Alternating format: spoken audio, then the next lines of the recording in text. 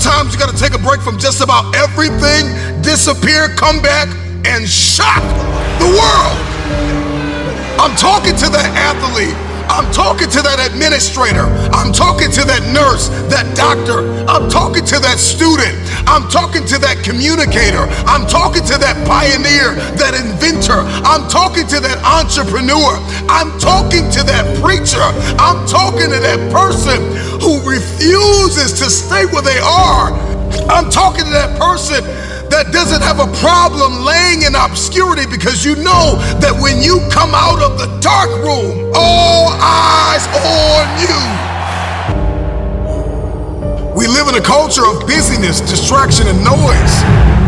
And sometimes the only way something's going to change is if we disappear. Sometimes you gotta delete the app. Sometimes you have to walk away.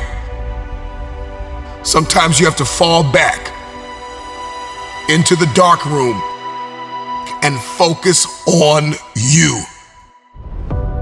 Everybody wants destiny. Everybody wants manifestation. Everybody wants fulfillment. Everybody wants the next level in the relationship and a higher quality of living. But nobody wants to eliminate distractions. Nobody wants to disappear for 3 months, 4 months, 6 months, and get into a place where you can focus on just you. What if you could just shut out every distraction? What if you could just shut out the world for just a season and focus on you?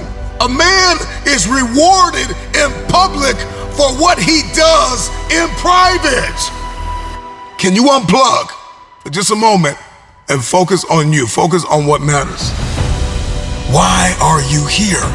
What is your destiny? The reason why you don't see it, the reason why it has not manifested, the reason why you are so frustrated is because you have not been willing to forsake all that you've been called to forsake and to follow through behind closed doors. Sure, you can talk about it. Sure, you can plan it. Sure, you can write it down. Sure, you can go to the conference and hear about it. You can read about it.